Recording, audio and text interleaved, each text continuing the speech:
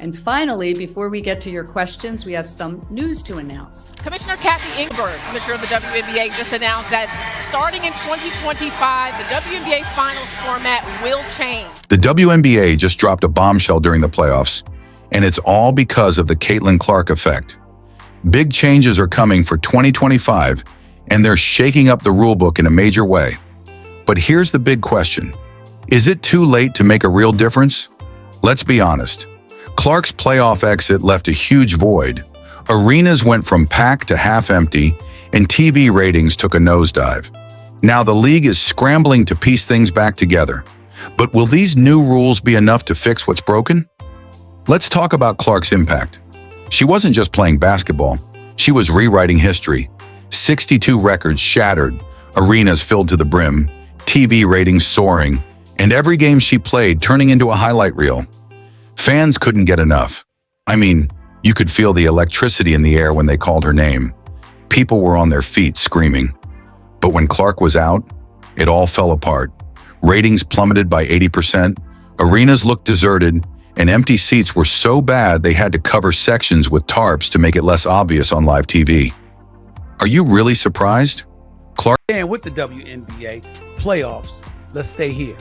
Let's just say the ratings aren't the same with Caitlynclark and the Indiana Fever now eliminated. Clark carried the league on her back, and now that she's gone, the cracks are showing. Can the WNBA survive without its brightest star? These new rule changes had better deliver, because things are looking rough. So what's the plan? For starters, they're expanding the regular season from 40 to 44 games, and they're bringing in a new team in 2025. The Golden State Valkyries. That's 4 extra games and a fresh franchise to get fans excited. Will it be enough to fill the Caitlyn-sized hole in the league's rating? Go to multiple arenas so that people that are watching at home can see this environment in a multitude of cities. It's amazing. I love it. The growth continues. Or are we watching the league slide toward irrelevance? Let's break it all down. Before we dive in, Starting in 2025, the WNBA Finals format will change to a best-of-7 series. Yes. And the format will be 2-2-1-1-1. because don't forget to hit subscribe. This conversation is just getting started. Wait, there's more. The WNBA Finals are getting a major update too. Instead of a best-of-5 series, they're for the fans. It's a benefit for your team. It's played well enough to get into the playoffs. So now that your fans will be able to see your team play at home during those playoffs. Yeah. Remember, switching to a best-of-7. Why? Because apparently the league thinks more games mean more fans and more revenue. And that's not all. They're also changing up the first round of the playoffs. It's moving to a 1-1-1 format, guaranteeing the lower seed at least one home game. Remember the Fever versus Sun series? The Indiana Fever increased never attention got the this year. chance There's to play also in front been of it. increased scrutiny about the quality of refereeing. Curious if there has been any conversation about whether it's referee pay, referee training, anything to ensure that is as good as it can be. Their home crowd at Gainbridge because of all the controversy in games 1 and 2. Looks like the league finally realized lower seeds deserve to play in front of their fans too. Commissioner caitlynclark is pitching these changes as One thing as a very long-term sports fan I know is that officiating and refereeing is always at the top of a fan's list, of the media's list. Obviously not every, they're humans. it's like a big step forward, calling it a constant balancing of the schedule. But let's be real, it feels more like a scramble to keep the league afloat without its star player. Are these changes really what fans want? Sure, more games sound great on paper, but what about the things that actually matter? Player safety, fair officiating, and keeping fans engaged with quality basketball seem to be afterthoughts. Instead, it feels like they're slapping a fresh coat of paint on a crumbling house and calling it a renovation. Caitlynclark brought something special to the league. Fast-paced, joyful basketball, filled with no-look passes, logo threes, and team chemistry that was pure magic. Fans weren't just watching her, they were buying into a whole new style of play. Now, We see Caitlynclark tonight. Oh, gotta watch number 22. I've been watching Caitlyn for a couple of years, and since then I've dreamed about coming to a game. it's back to business as usual, only with a longer season. Think about it. When Clark was in the playoffs, arenas were packed and TV ratings soared to over 1 million viewers, sometimes even hitting 2 to 3 million. Without her, the league is struggling to hit 500,000. That's not a dip, it's a free fall. Adding more games isn't going to fix that.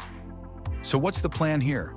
Are they hoping fans will forget about the real issues, like inconsistent officiating and lack of White, one black.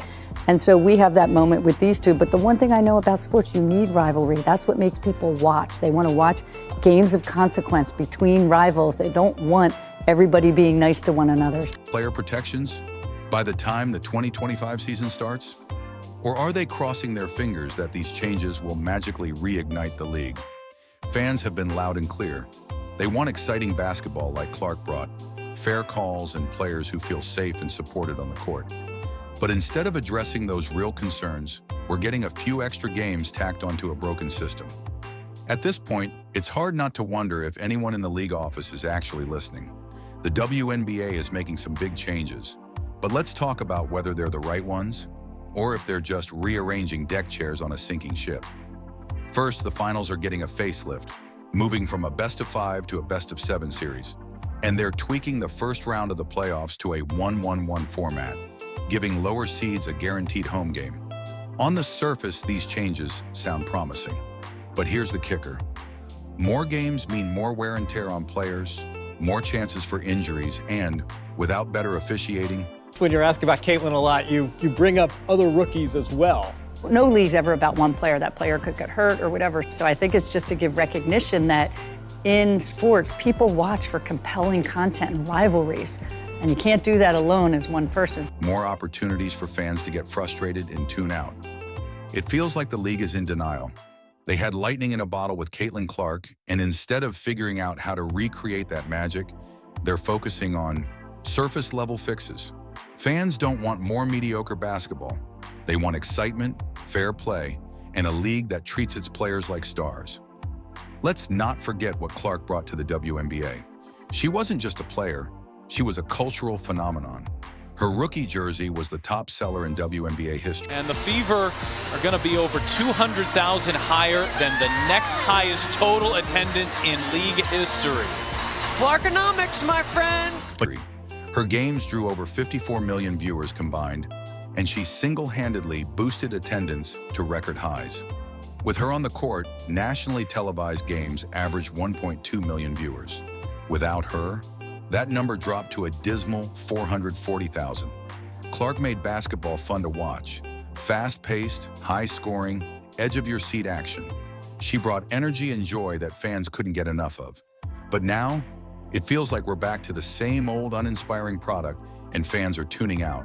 And then there's the elephant in the room, the league's ongoing issues. Player safety is still a joke. Remember when Clark got poked in the eye during a playoff game and no foul was called? That's not just bad officiating, it's dangerous. And it's not an isolated incident. Clark absorbed 17% of the league's flagrant fouls in her rookie season. Where's the accountability? On top of that, the WNBA seems to fumble every opportunity to celebrate its stars. Clark broke records, carried the league, and completely changed the game. Yet her Rookie of the Year celebration was nothing more than a phone call in a practice gym. No ceremony, no fanfare, no acknowledgement of the historic impact she had. Fans see through this. They're not just upset about Clark's absence. They're frustrated with a league that feels out of touch. The core issues, player safety, fair officiating. That's what's called being a consumer. You get to buy what you want to purchase. And recognizing star talent are being ignored in favor of quick fixes like more games and longer playoffs. What the WNBA needs isn't a band-aid, it's a complete overhaul. They need to take player safety seriously with clear guidelines and strict consequences for dangerous play.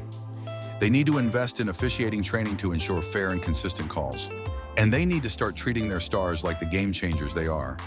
The Caitlynclark effect showed the WNBA what's possible when you have a star who can electrify fans and grow the game. But instead of building on that momentum, the league is scrambling to patch holes. Ratings are in free fall, arenas are empty, and the changes they're proposing don't address the real problems. So here's the... I don't even know why I would intend to hit anybody in the eye. That doesn't even make sense to me. But no, I didn't. I didn't know I hit her, actually. I was trying to make a play on the ball, and I guess I followed through and I hit her. So obviously it's never intentional. That's not even like the type of player that I am. $1 million question. Is this too little, too late? Or will the WNBA finally learn from the Caitlin Clark era and start addressing what fans and players really want? What do you think? Let us know in the comments.